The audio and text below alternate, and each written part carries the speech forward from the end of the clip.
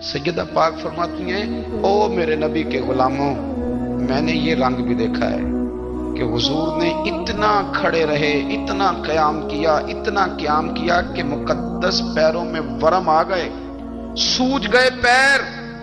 हम सैर करने गए तो थक गए, बात अलग है, लेकिन इबादत में ये भी तो मुस्लिम शरीफ है ना, ये भी तो दीन है ना, ये भी तो हुजूर की सुन्नत है, ये भी तो वो चीज है जो करीम की आंखों की ठंडक है। सैयदा फरमाती हैं पैरों में वरम आ गए, और सारी रात ही हुजूर ने नमाज पढ़ी और एक ही आयत बार बार दोहराई। मस्जिद नबी में बिलाल हबशी ने फजर की अजान दे दी और हुजूर अभी मुसल्ले पे थे। करीम फारिग हुए, मैंने अर्ज की, या रसूल अल्लाह सल्लल्लाहु अलैहि वसल्लम, आपके तो सदके अल्लाह अगले पिछलों के गुनाह माफ करेगा, तो आप इतनी आहोजारी क्यों फरमाते हैं?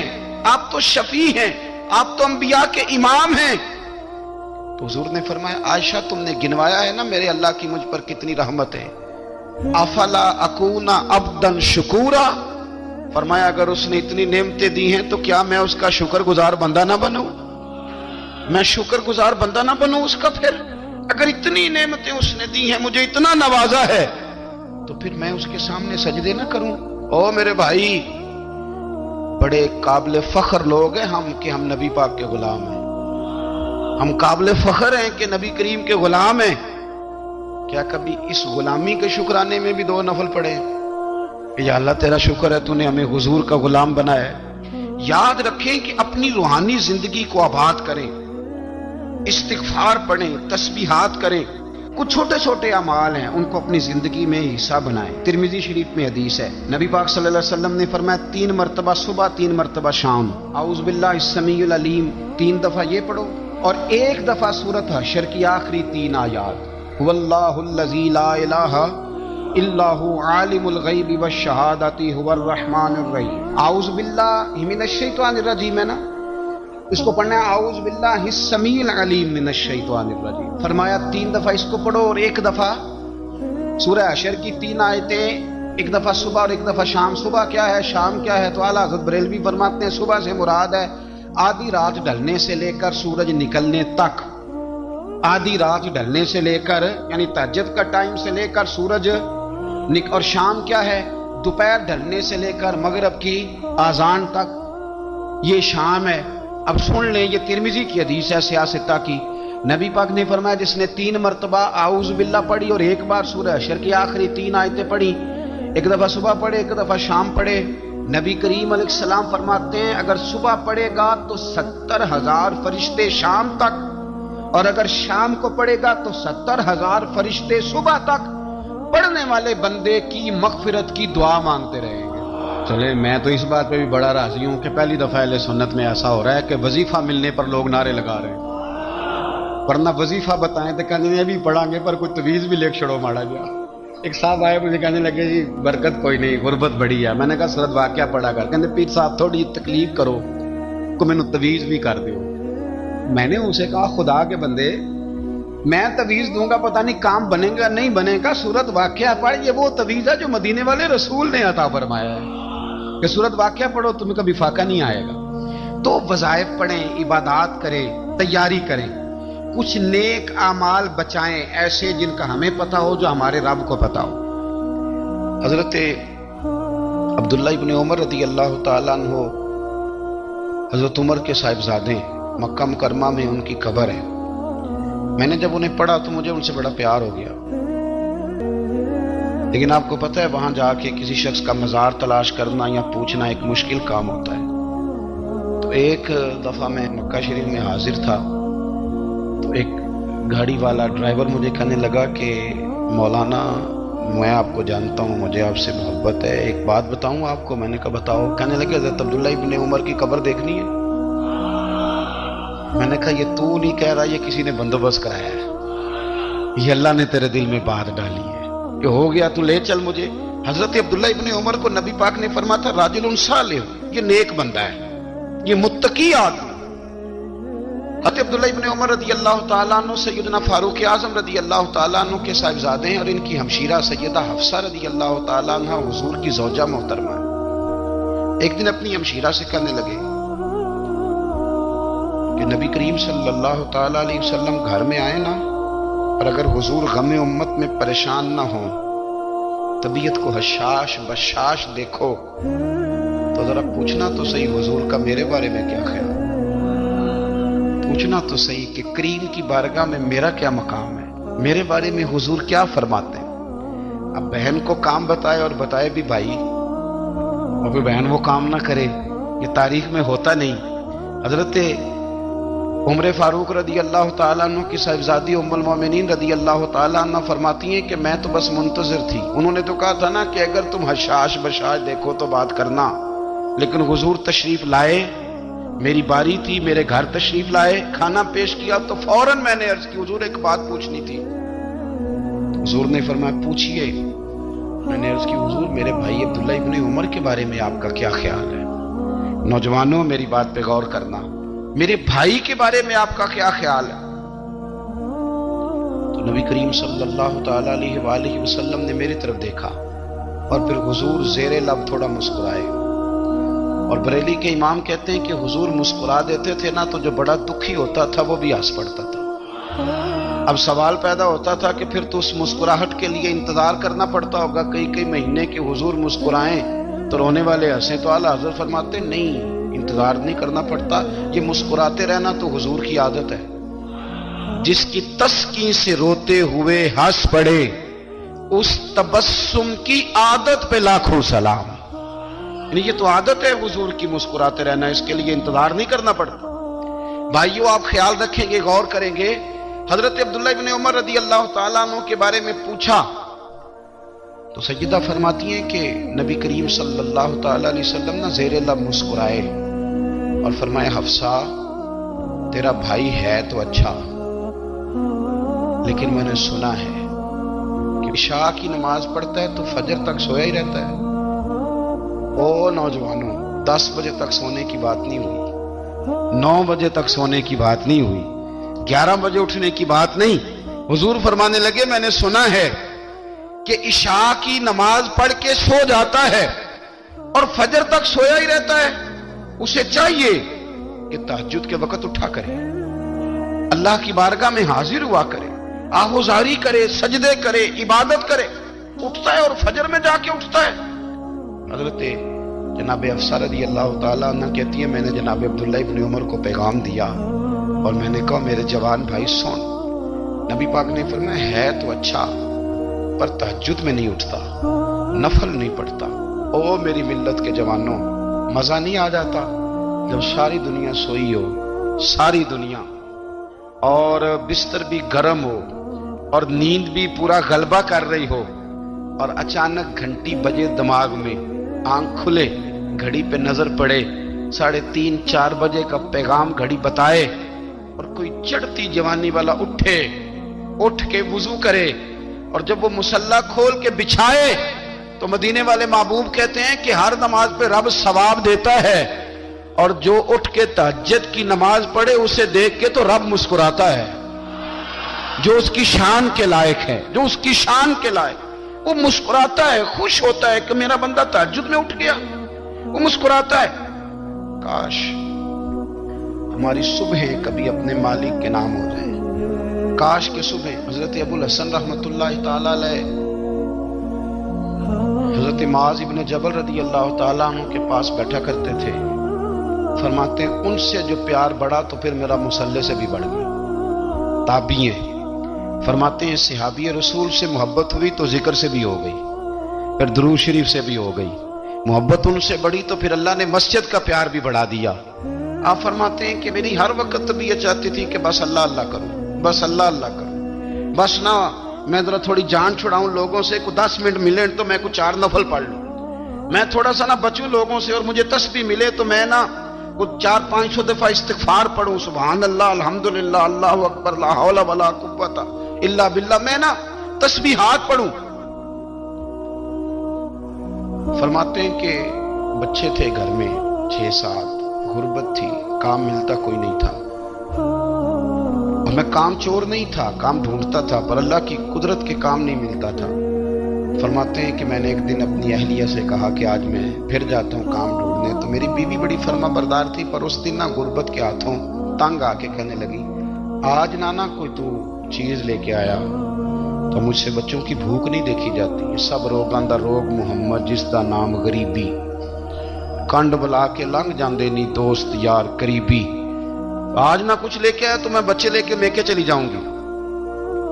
شیخ فرماتے ہیں کہ میں بڑا پریشان گھر سے نکلا، پر میں نے صبح سے لے کے زور تک کام ڈھونڈا، کام ملا کوئی نہیں۔ تو میرے دل میں خیال آیا چلو کام نہیں ملتا تو اللہ اللہ تو کرے گا، چلو بندوں کی مزدوری نہیں ملتی تو رب کریم کی عبادت ہی کرتے ہیں۔ فرماتے ہیں کہ میں نے نا فرات کے پانی سے وضو کیا، نہر کے، شدید دھوپ تھی، ساتھ ریت تھی اور ریت تپ رہی تھی، میں نے اپنا رومال وہیں مصلی کے طور پر بچھا لیا اور فرماتے ہیں کہ زور سے لے کر عصر تک نماز پڑھی، دھوپ بھی پورے زور پہ پر میرے سجدے کا ذوق بھی پورے زور پہ۔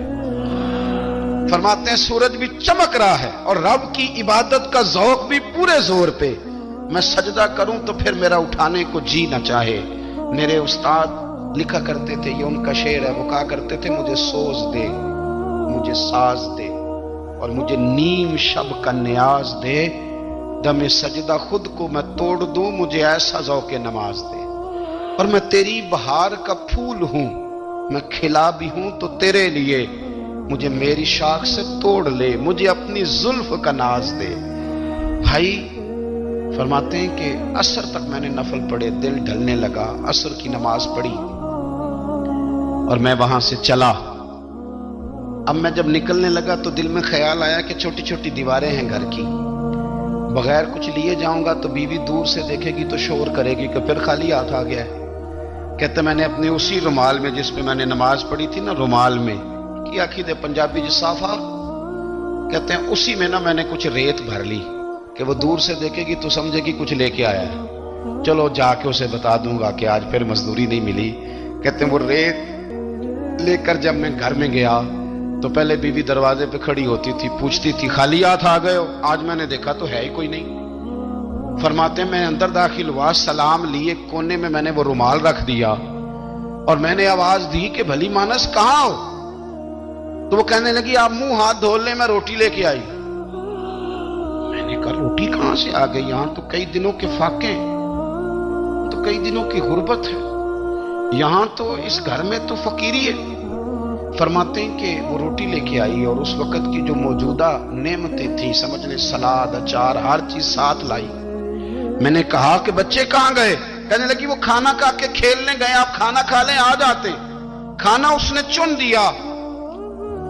میں نے حیرت انگیز لہجے میں ساری نعمتیں اپنے دسترخوان پہ دیکھ کر کے بیوی سے پوچھا یہ کہاں سے آیا کھانا؟ بچوں کو تو نے کہاں سے کھانا کھلایا؟ یہ سارا کچھ کیسا ہے؟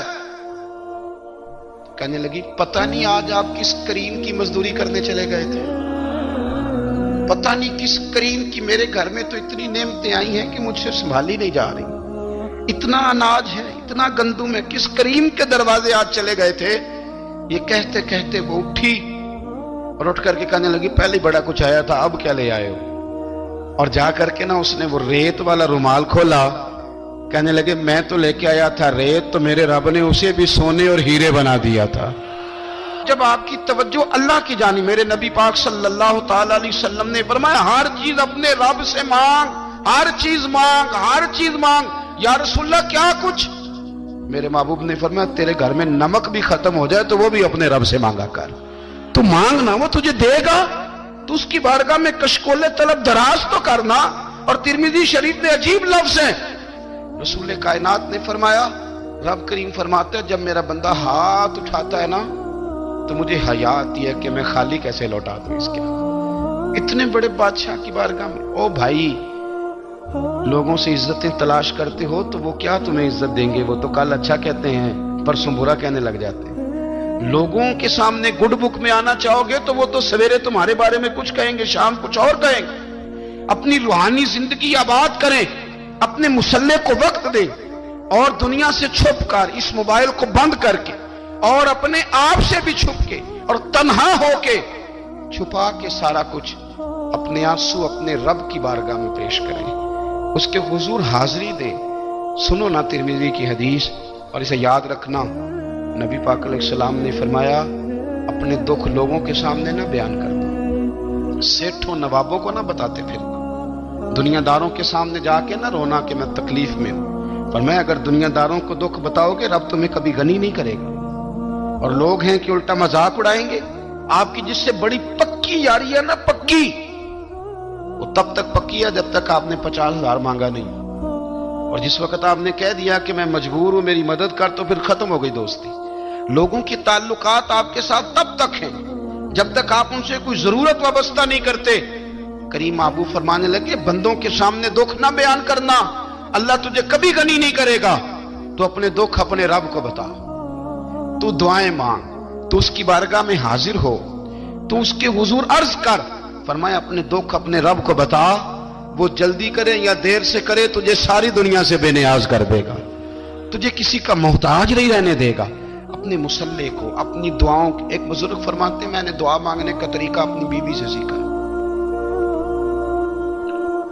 دعا مانگنے کا طریقہ اپنی، سیکھنے والے تو اپنے بچوں سے بھی سیکھ لیتے ہیں، سیکھنے والے تو ہر ایک سے سیکھتے ہیں۔ وہ کہتے ہیں میں نے دعا مانگنے کا سلیقہ اپنی بیوی سے سیکھا ہے۔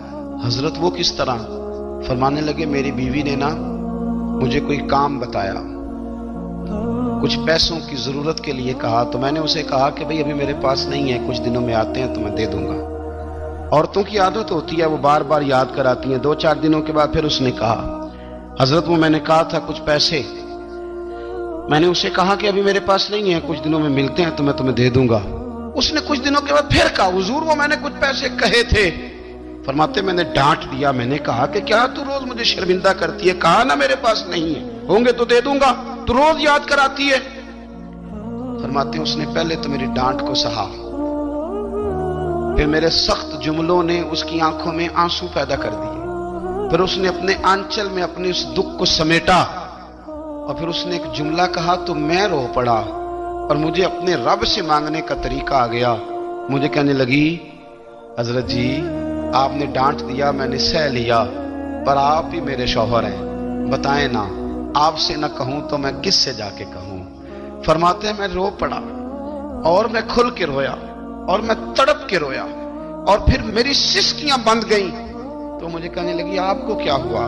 میں نے کہا مجھے بھی دعا مانگنی آ گئی ہے، جب میں اسے کہوں گا نا اللہ تو ہی میرا رب ہے، میں تجھ سے نہ کہوں تو میں کس سے جا کے کہوں؟ میں کیوں کسی بندے سے سوال کروں؟ میں کیوں کسی دنیا دار سے کہوں؟ میں تیرے بندوں کا، نیک بندوں کا وسیلہ لے کے، تیرے محبوب کی غلامی لے کے تیری بارگاہ میں آیا، تجھ سے نہ مانگوں تو کس سے مانگوں؟ سمجھ آ گئی ہے جب میں اس رنگ میں مانگوں گا تو پھر رب میرے اوپر بڑا ہی فضل فرمائے گا، وہ میرے اوپر بڑی رحمت کرے گا، وہ میرے لیے آسانیاں کرے۔ عزیز دوستو ہم اس طرح کرنے لگ گئے ہیں کہ ہم نے نا اپنے تعلقات پر اعتماد کرنا شروع کر دیا ہے، میرے تعلقات بہت ہیں، ہم نے اپنی دولت پر اعتماد کرنا شروع کر دیا ہے، میرے پاس دولت بہت ہے، ہم نے اپنے علم پر، اپنی شہرت پر اعتماد کرنا شروع کر دیا ہے کہ میرے پاس فلاں چیز بہت ہے۔ یاد رکھنا جب بے نیاز اپنی صفت بے نیازی دکھاتا ہے تو بڑی بڑی دولتوں والے مجبور نظر آتے ہیں۔ بھائیو جب انسان کا رشتہ اپنے مالک کے ساتھ ہوتا ہے پھر تو غم بھی کچھ نہیں کہتے، پریشانیاں بھی کچھ نہیں کہتی، پھر تو زندگی صبر والی، پھر تو زندگی توکل والی، پھر تو زندگی بھروسے والی، پھر انسان اپنے آپ کو رسوا نہیں کرتا، دنیا داروں سے امیدیں اس کی ختم ہو جاتی، امیدیں اللہ رسول سے لگا لیتا ہے، مضبوط ہو جاتا ہے، مضبوط، طاقتور ہو جاتا ہے، خوددار ہو جاتا ہے، باوقار باعزت ہو جاتا ہے۔ حضرت بہلول دانا رحمت اللہ علیہ بیٹھے تھے تو ہارون رشید حج کر کے آ رہا تھا، تو رستے میں حضرت شیخ سے ملاقات ہو گئی، تو السلام علیکم کے بعد کہنے لگا حضور کوئی حکم ہو تو بتائیے گا۔ تو حضرت بہلول دانا فرمانے لگے تیرا رب کون ہے؟ اس نے کہا اللہ۔ تو فرمایا میرا کون ہے؟ کہا اللہ۔ فرمانے لگے تو بڑا ہی بیوقوف ہے، کیا تو یہ سمجھتا ہے کہ رب ہارون رشید کو تو دے گا اور بہلول دانا کو بھول جائے گا؟